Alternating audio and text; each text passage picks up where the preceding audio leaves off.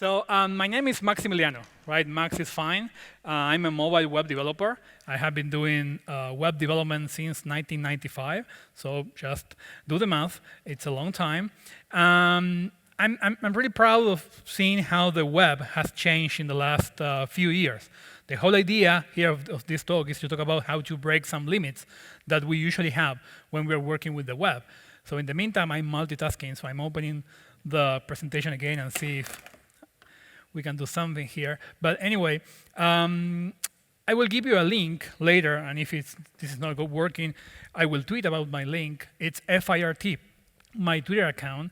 And the whole idea is to talk about some new practices, specs, and hacks that we have today on the web that we can use on desktop and also on mobile. I'm not sure how many of you have heard about progressive web apps. I can't see you too much, but can you raise hands, progressive web apps? I think it's only 1 or 2%, so it's not so good. So let me start with that. So a progressive web app is a new idea, a new technique that we have on the web that is originally coming from Chrome. Thank you. And the whole idea of a progressive web app, I will continue with the presentation in a minute, but let me finish the progressive web app idea, is that we're going to use web technologies using progressive enhancement, so the whole idea of adding new layers of technologies based on current compatibility. And it will let us use the web to create app-like experiences. So it's brand new, so it's coming from Google, but it's now also compatible not only with Chrome, but also with Opera, Samsung, Firefox. Microsoft is getting into progressive web apps, and we're still waiting for iOS. So let me start again now that I have a presentation. And I'm coming from Argentina. I didn't say that before. Yeah, long flight. And the whole idea is that I'm usually doing trainings around the world on different companies and also open trainings and conferences. I have written some books, right, with a lot of translations. The latest books are High Performance Mobile Web and Programming the Mobile Web from O'Reilly, also some video trainings. And finally, I'm the guy behind this website where you can find information in terms of hardware access and high-level abilities on HTML5, specifically talking about mobile browsers. So questions, yes, please. I'm not sure if now we will have time at the end, but I will be here anyway if you have any questions. So that's the link I was mentioning before. So there are a lot of tests that you can try directly right now on your mobile phone or later. It's up to you, right? In terms of things that probably you don't know that the web can do today. That's the whole idea. So the web platform has evolved a lot. We were talking about that, right? So past limits are no more available right now. So for example, talking about a push notification. So there are new specs, hacks, and APIs. And here in the next 41 minutes and 42 seconds, I will try to show you some hacks and practices that you can use today on the web. On some situations, you need to use them with care. On some other situations, they are really mature, so you can start using them right now. We're going to see the problem, some code, and if we have time, also some demos. Or you can try those demos later yourself. I have already mentioned progressive web apps, okay? But again, it's an open definition. It was embraced by Google, but now compatible with other vendors as well. Safari is the only one that is not really on top of progressive web apps yet. Anyway, progressive web apps, because of progressive enhancement, will work even on iOS because it's just a website that will have more abilities based on current compatibility.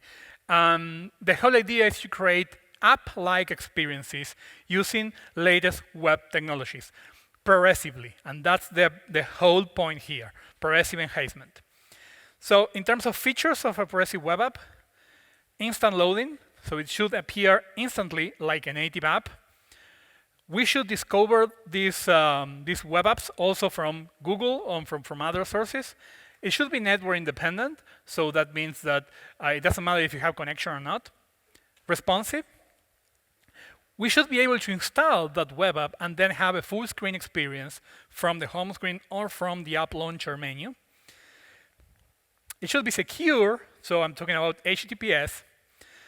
We should link so we can share some data that we have inside that app. That's something that usually is not happening on all the native apps. Re-engageable, and that has to do probably with push notification messages. So meaning that I can send you a push message later, even if you don't get into that website or web app again. It works everywhere, even on browsers without supporting progressive web apps, and it should be fast as a native app. So these are the features of progressive web apps.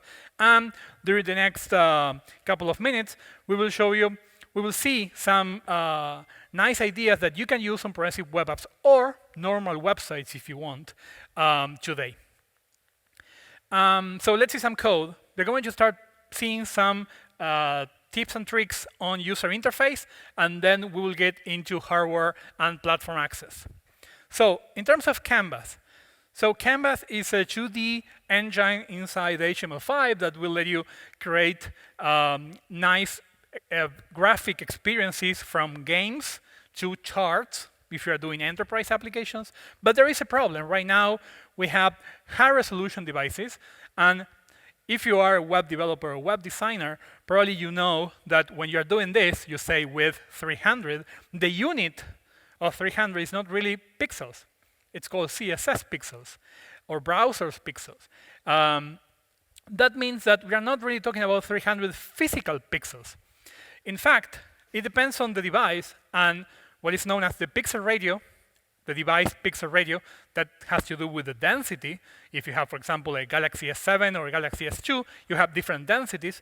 The physical pixels that will be drawn on the screen based on 300px is different based on that multiplier, the pixel radio. Well, the problem with the canvas is that when you set a 300 pixels canvas, you get a 300 real physical pixels bitmap of your canvas chart, for example. And that will get a really pixelated image on, for example, an iPhone 6 or a Galaxy S6, S7, because it has higher resolution. It's like having a very small picture that then is being resized. So that's a problem. Now let's see how to solve this, right? So these are like tricks that we need to do to break the limits that we have on the web. The first trick is to just increase the viewport, right? And then create a bigger canvas. This is not really a good idea anyway, but it's a solution. Another solution is to set the scale for that canvas. So we scale the canvas by 2 or by 3 or by 4. It depends on the pixel radio. But the problem is that, as you can see, our Pac-Man, right, is cropped. So we need to do something else on top of this. We need to increase the canvas also, but now it's out of, it's overflow, right? It's out of the container. So then we finish the trick applying a CSS. So it's kind of tricky, but this is if you are doing charting, for example, on an enterprise application on the web, and you have mobile users from a mobile phone or from a tablet, you should be doing this. You need to check multi-platform and multi-resolution because it's not always 2. You have devices with 3, 4, 2.5. You don't need to be exact, to be honest, anyway. You also need to balance execution and memory because it's going to be a bigger bitmap in memory, and all the calculations will take more time. So you need to test and find the balance between quality and performance. Then we have new video playback options. Probably I will skip the demo, but the whole idea with new video playback options is that if you have video playing, now you have APIs for AirPlay. So if you have an Apple TV, for example, you can stream from a website directly to your Apple TV, or the same happens with Google Cast. That can be a Chromecast or a Google TV, an Android TV device. So basically, you can stream directly from your website to your TV. You can get into your TV. So I will skip the demo. Then about images. So the whole point of images, right, is to drop, for example, bitmaps, logos, or any other things. But we have already mentioned that when we have 300 there, it's not really 300 physical pixels, right? This is something from the web today. It's a problem that we need to solve today. So 300 pixels can be different resolutions. Even what happens when we are using our fingers, right, to do something like this, right? We are increasing the resolution of that image. And probably you know that if you have a bitmap, it's not going to work so well, right? You're going to see a very bad experience when you are doing this. So the whole idea here is that we need to solve this problem, and we have several solutions for that. The first one is to use SVG. So if you are having logos, icons, or any other thing that comes from Illustrator, for example, not from Photoshop, so it's not a picture, can be used in SVG. Also, there are solutions to use the SVG, not just as an image file. But let me show you an example. LA Time, for example, it's a bitmap, so it's a PNG file, the logo. So when you use your fingers to increase the zoom, you see the bad quality of that logo, right? That's something that usually wasn't happening on the desktop, but it's now happening on a mobile device, including a tablet. Now let's see what happens on the New York Times. They're using SVG for the logo. And SVG is available everywhere today, so we don't have any compatibility issues if you're using SVG today. So SVG is one solution. Now let's see another one that is probably more classic.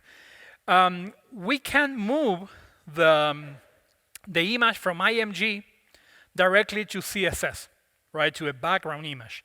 It's not so good from an HTML semantic point of view, but it's a trick that was available for 2 or 3 years, probably. So you set an image as a background image, and then you define using media queries that when the device has greater resolution, you want to change that image with a better version, with a higher resolution version. The problem with this is that we have several markup that you need to use there, several conditions in the media query that you need to set at the same time. So the first one is for Chrome and Safari, then Mozilla, and the last one that you see here, the resolution, that's the standard one, but it's not available on every device out there. So you need to use all of them. And finally, we have 2 other solutions that are brand new on the web, but they are available right now on, let's say, 70–80% of the web, in terms of the mobile web at least. The first one is SourceSet. As you can see there, that's a typical HTML IMG, but besides having the source file, it has also a set of source files. The great approach here is that we can use progressive enhancement, meaning that if the browser is not supporting SourceSet, that particular attribute, it's going to ignore the attribute directly, and it will use the source, the standard source. So you can use this right now, and on every image that you have, of course, you need your designers probably to create different versions of that image or create a server-side solution for that. And also we have now a new element in HTML known as picture. And with picture, you can set different sources. With media queries inside, you can use this also for art direction. So that means change the image that you see on a mobile phone and the image that you see when you are on a desktop. Because sometimes you want to focus on different parts of that image when you are going to a smaller screen. It's not just resizing the file. And for that, you can use picture. So this is something that you can use today. And as I mentioned before, this is also interesting for progressive enhancement because the IMG is there anyway.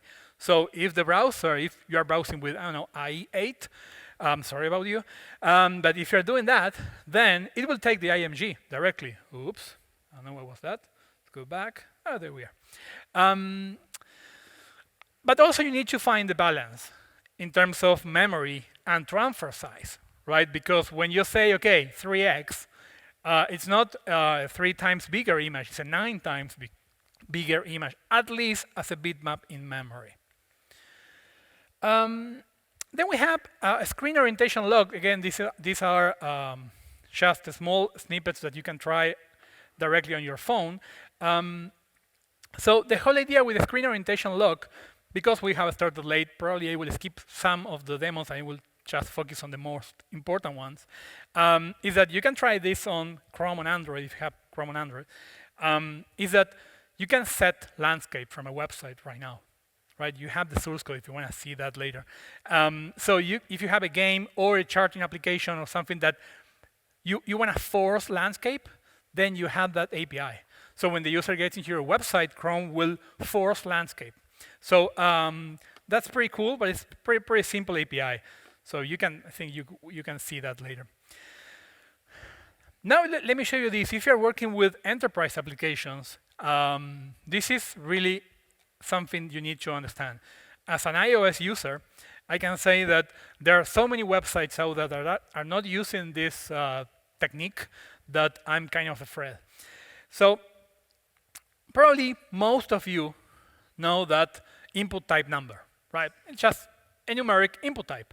So on Android, that means that you will get a numeric keypad. Fine, right? But on iOS, you see nothing. Okay, come on, there we are. On iOS, it's a numeric keypad, but you can go to alphanumeric. So it's not really a numeric keypad, it's just the numeric like version of the keyboard, the normal keyboard. It's a numeric mode. Okay, so if you have an input type for, I don't know, a price, a code, an ID, a phone number, it's not a good idea to use just input type number on iOS, right? So we need to solve the problem, and the solution is pretty simple. You need to use pattern. Okay, if you use pattern, you will get a fully, truly numeric field on iOS too. That's basically a regular expression, right? Saying I want just numeric digits. So this is pretty simple, as you can see, but it's something that you must do if you are doing apps and you're getting information from the user in a form. Also, you can use it with password, and that's pretty cool for pins, right, or numeric passwords on iOS. On Android, it will work without the pattern automatically, right, but not on iOS. Something similar happens when you want to create a rich text editor. Most of you are using framework for that. I mean, with rich, I'm saying that I want the user to have a multi-line input text and the ability to, for example, set bold and change the colors or something like that. But instead of using an external framework, in terms of performance and native abilities, you can use content editable. That's an HTML5 Boolean attribute. It's so new, really, but it's pretty cool when you use it on Android or iOS, right? For example, I can make a list that's an unordered list on HTML editable, so the user can just press enter and add more items to that list, right? With bullets, with everything, just because you have a UL with content editable inside. And even on iOS, the user can add more items to that list. If you look what will happen right now, I can make a selection. I can apply some styles on top of that. We're getting this for free. There is no JavaScript API here. There is no framework, right? Just that particular attribute there inside any HTML element, not just UL. You can use this on any HTML element. Great. So that's for some UI tricks. Now let's get into probably the most important part here, that is hardware and platform. And that means how we can connect, right, to the hardware and to the OS, to some abilities in the OS. So the first one, it's web payments. This is pretty cool, and it's coming. It's not there yet. It will be here with us in probably 5 months, because both Chrome on Android and iOS and Safari, Chrome also on desktop and Safari on the Mac, will have these APIs, right, in just a couple of months. And I'm talking about payment request API. That's the standard W3C spec that Chrome is going to support, and Apple Pay.js, that's a non-standard API, but Apple has a reason for that, that will come with iOS 10 and with Safari 10 on the Mac. So basically, there you are seeing the screen on Safari. That means that from Safari, from a website, the user can pay you, right, directly, without typing credit card, just using Apple Pay. And meaning that it will take the credit card that is in your wallet, right, inside the phone. And when you are paying from the desktop, you will need to use your phone or your smartwatch to confirm the operation, right, using your fingerprint. And in terms of Chrome, right, the whole idea here is that, again, are you going to start? There, come on, it's a video, there. When you want to buy something, it will open Google Play, and you will be able to pay with your credit card if you have a credit card stored there, or with Google Pay. So you can, if you're a developer, you can still use your own credit card provider. I mean, you are not just forced to use Android Pay. You can pay with other systems as well. So this is really coming soon. So it's a good ability that we will have on the web probably for next year. Next, we have push, and this is really important for the web. We have web push notifications. I'm pretty sure that most of you are aware of push notifications, not just from the web, right? You have a lot of apps installed in your mobile phones, and you're receiving notifications all the time. And the whole idea here is now the web can also get push notifications. So you can go to a website right now. For example, it can be the conference website. So you don't install the app, you just stay with the website. And then the conference managers can send you information about next party or something like that, just from the web, right? Without you giving your personal details, email, or wherever, just accepting the permission. And to work with this, there are two processes. We need to subscribe the user to web push notifications, and that's basically a front-end work, a front-end job. So if you're a front-end developer, you need to do this, and a delivery part that is more server-side. In terms of how it works today, we have Safari only for the Mac. It's not on Safari on iOS, unfortunately, yet. So Safari only for the Mac, Chrome on desktop, on Chrome OS, and on Android too. Firefox, Opera, and Samsung Internet. That's the browser that is coming with usually Galaxy devices. So it's available on all these browsers today. And in terms of subscription, there are two APIs, and a standard W3C API, the push API, and a proprietary API that is the one that's used in Safari. Again, a proprietary API. And to deliver the messages, we have GCM, that's the Android old name for sending push messages. So Chrome is still today working on top of the Android infrastructure, even on desktop.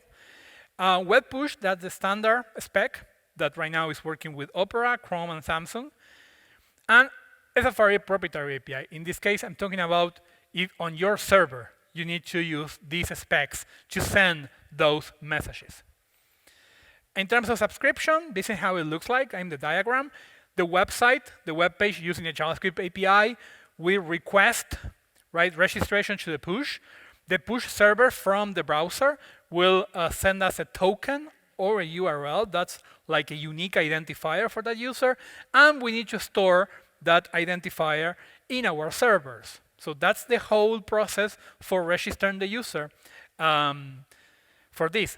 Now, to deliver those messages, it's not the website, so it's not JavaScript, it's your server that is going to send a message to the push server, to Apple, to Google, to Firefox, to Opera, or Samsung, and the push server will send that message through the OS to the browser. In terms of the client side, here, we are going to use service workers. How many of you are aware of service workers? Let's see some hands. Not so many. You need to learn service workers. A service worker, it's also another new API that it's roughly a background thread in JavaScript. Okay, so you can create now threads in JavaScript. That's a web worker. And a service worker, it's a thread that will work in the background that is not really attached to the browser's tab. So, and it's the one that is going to manage the notification when it's coming from the server. And remember, this will happen even if the user is not with your website open. Even it will work even if the user is on WhatsApp, not working with the browser at all. That's the whole advantage of push notifications. Some browsers will also support some other specs. So probably I don't have too much time right now to this, so I will skip that. And to make this work, again, you need service workers. So go and learn service workers. Right now, you can only send web notifications. Is there any other notifications? Yes, we have usually silent notifications. So that's a notification that goes to the phone. Okay, it turns on something, a process in the background, but the user is not going to see that notification. So that's coming next in the web. And you will receive an optional key for cryptography. So you can basically add security here on the information. And if you're using Chrome, you will need something called the web manifest. And Safari has, of course, its own requirements. For example, that means for Safari push, you need to pay an Apple developer account.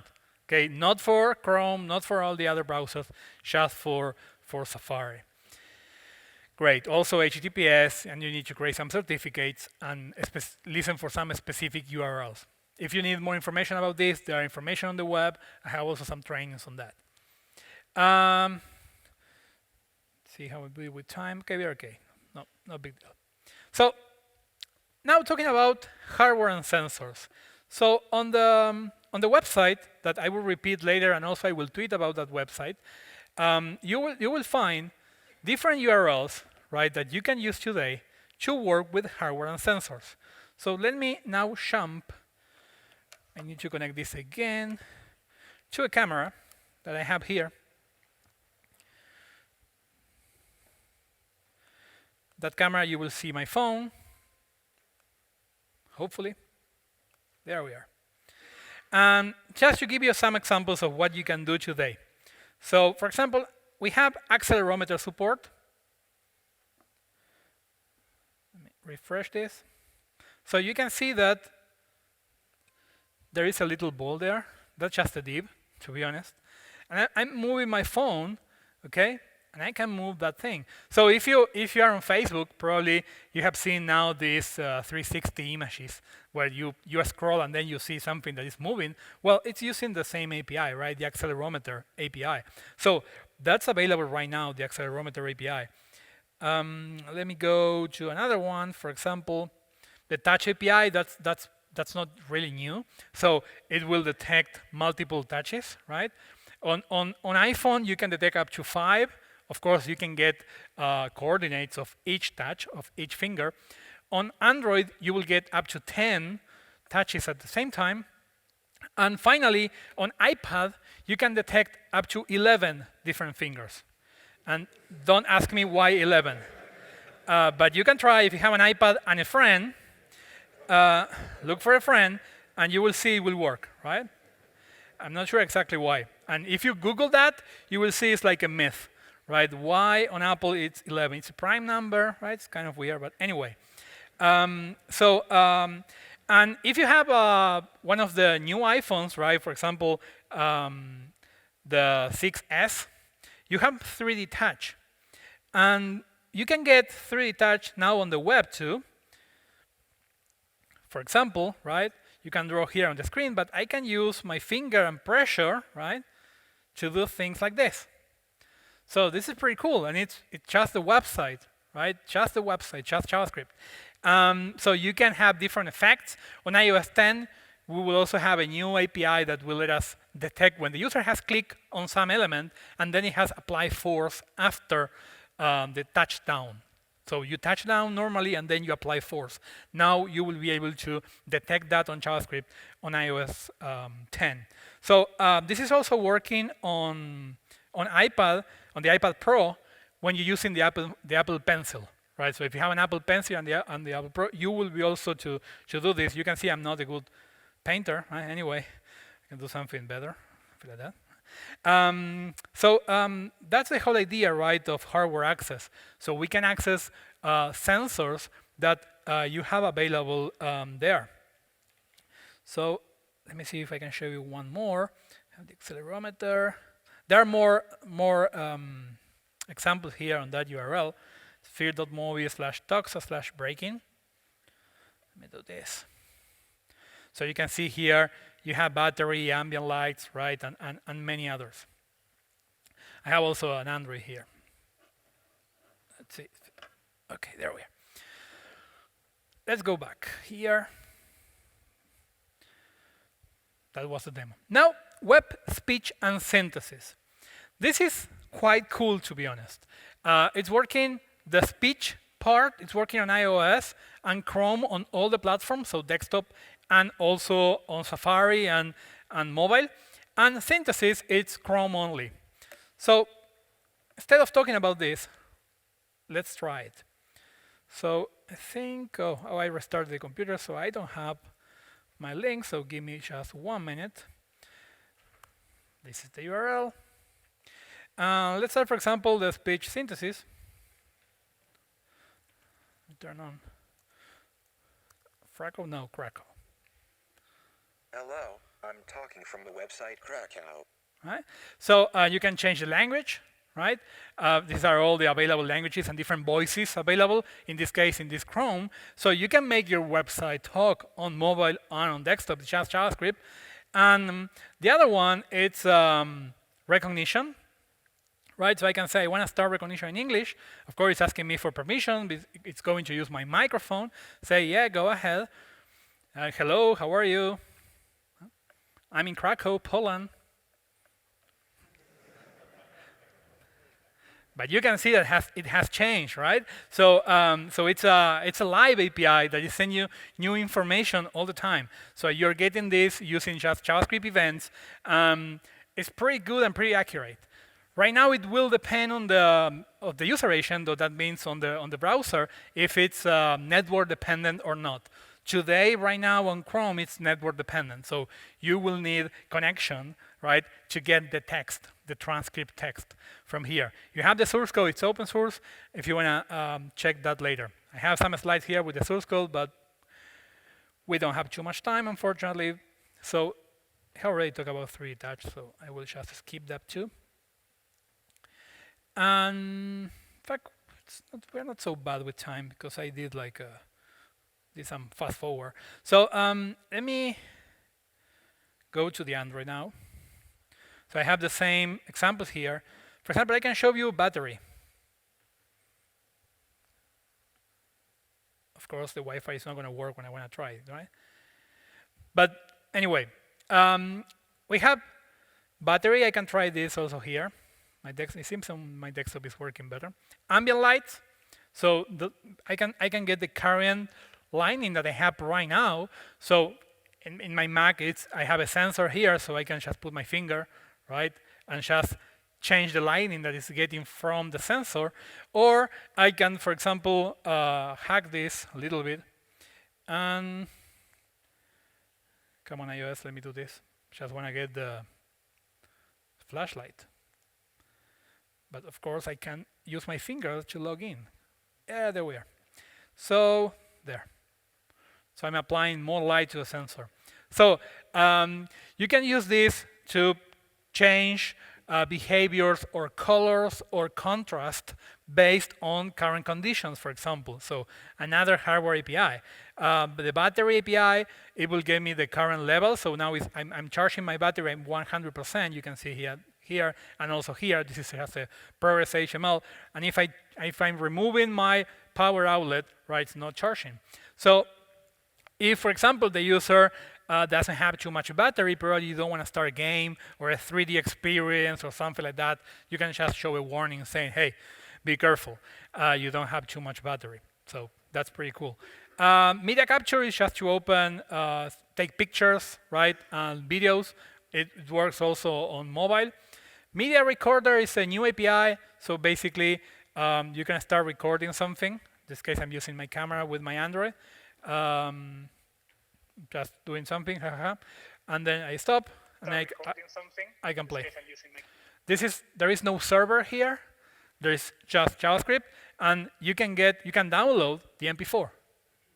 Okay, so this is just the browser generating a video file directly from the browser, directly from JavaScript. So it's pretty cool. It's something that it wasn't really available a few months ago. Then you have vibration, wake up. So wake up means that you can set in your website that you don't want the phone, for example, to go to sleep when the user has that website on, right? So it's, of course, will consume more battery, right? And here you have the orientation lock that will basically, if you look at the code, it's pretty simple. You can lock landscape. And when you say lock landscape, right, there are different versions of the API. You say, I want to lock the orientation with landscape. That's all. So it's pretty simple. First, always you need to check if the API is available, because there are different versions and prefix version of the same API. Great. So this is just a couple of examples of hardware access. So we have already talked about Hatch. So now let's mention some APIs that we will have in the near future. We will have something like Bluetooth APIs. So I did another talk in this Devoxx about the physical web. I think the video will be there. And you have more information and insights there on that talk on Web Bluetooth. That is a new API that will let you communicate with any Bluetooth device. The physical web, that is a way to stream. This is the present, not just the future. To stream URLs physically with Bluetooth beacons. Geofencing, that is something that is also coming to the web. So basically, a website can register to know when you get in and out of a geographical area. For example, it can be this venue. So when you get out of the venue and you get in of the venue, a service worker, so a JavaScript code, a JavaScript thread, can appear there and execute some code. That's the whole idea, okay? Don't use this for tracking users, right? But of course, you will need permission from the user, right? You always need permission. And also, we have new ways of browsing, and I wanted to have some minutes for showing you these videos, right? Of new ways of browsing that we have today, but probably you will see why we will have more starting probably next year. The first one is VR browsing. So if you have an Oculus or a GR VR, the Samsung VR for the S6 and the S7 and the Edge, you can browse the web. So this is a video I took on my hotel, right? So basically, I'm browsing the Devoxx Poland website inside the VR experience. So you can create more than one tab, right? And you can have more than one tab in your virtual space. It works as expected, right? So, for example, the video is working. The cool part is that when you go full screen and using a new API called the WebR API, you will be able to jump into a 3D or 360 or 360 mode, where now you are, for example, in an immersive experience, a fully 360 experience, right? So these are new ways to explore the web that, of course, will be more interesting probably in a year, because we will have more users with devices and more content to offer using these new ways of browsing. The last video I have for you, right? Let me see if you realize what is this. I'm browsing the same website, right, in my hotel, but using a HoloLens, right? A Microsoft HoloLens. What is using Windows holographic and something called a mixed reality. So you can see that I have holograms. So Microsoft Edge windows are just holograms in my room. And I can walk through them. So you can see they're transparent. Can go back. That's a tab. So this is basically adding new challenges to how we browse the web. Because, of course, we can get holograms, even 3D experiences, right? Like that monkey. You can see that I can basically see that monkey from every angle. That monkey is native right now, so it's not in the web, because today we don't have a web API to do this kind of content, right? That where you can put this. I have a big head. So you can put this, right, and see elements around. So the whole idea here, right? Today you can only create flat experiences, so a flat edge window. You can open any website there, okay? And here comes new challenges. What about resolution? Because if I have, for example, a website there, and I'm looking at that website from here, probably I don't need high resolution images. But if I walk in near that particular hologram, probably I need a better resolution. So we will need new ways to do this, or a browser that will be more smarter to download different versions of that image based on the proximity of the user. Because when we are working about mixed reality and holograms, we are working about distances, right? Real physical distances between the user and the content. So this is how we are going to really break limits on the web, right? The web is changing so fast. So the web platform is evolving, right? I have just mentioned a couple of examples of why it's evolving and what you can do today to make it better. You always need to use progressive enhancement. That means with progressive enhancement that the web is evolving every day with new features, every couple of weeks, in fact. And your code should work everywhere.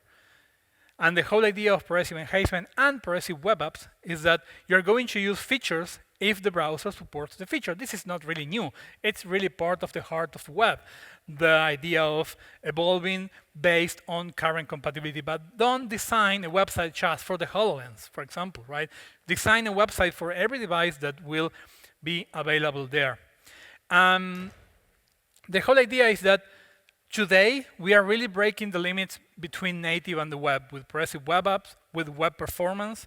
There are new techniques in the web performance field that will let you create really fast experiences on the web that are the same or even better in terms of performance than native apps. And just I encourage you to get into the web performance and also the progressive web apps environment. Just try some demos, see some real apps that are out there from newspapers like Washington Post and e-commerce solutions that are using today progressive web app techniques to offer app-like experiences with push messages. So for example, The Guardian in UK, not a good day for UK, right? But anyway, The Guardian is using web push notifications, and this morning, a lot of users have received the Brexit news from a web push notification, right? From the website, not from a native app. So that's all. I have 2.5 minutes for any questions. Any questions? Yeah, I don't know where you are, but yeah, go ahead. I'm here because I know where here is, right? That's fine. Go ahead, yeah.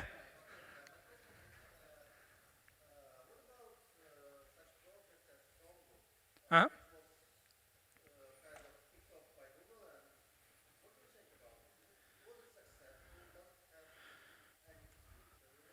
Okay, so the question is about the Chromebook and probably more about the OS, Chrome OS, and what's the future on that. So if it was successful, so I'm not probably the right guy to say that. So I think in terms of sales, it's successful. I don't have the data. I don't work for Google, so but there are a lot of users using Chrome OS devices out there, mostly university, colleges, right? So, but I can tell you this. So it was a month ago. I had a problem with the battery of my Mac. So it wasn't working. The battery was dead. So that means that I had 1 week without my MacBook, and I use a Chromebook as a backup that I had. It worked pretty well. So of course I couldn't use it for compiling Android apps, but in terms of using the web, using Google Drive, Google Documents, Facebook, so everything on the web work really, really good. And now it's getting Google Play Store, so probably it will be even better. Any other question? You're welcome, wherever you are.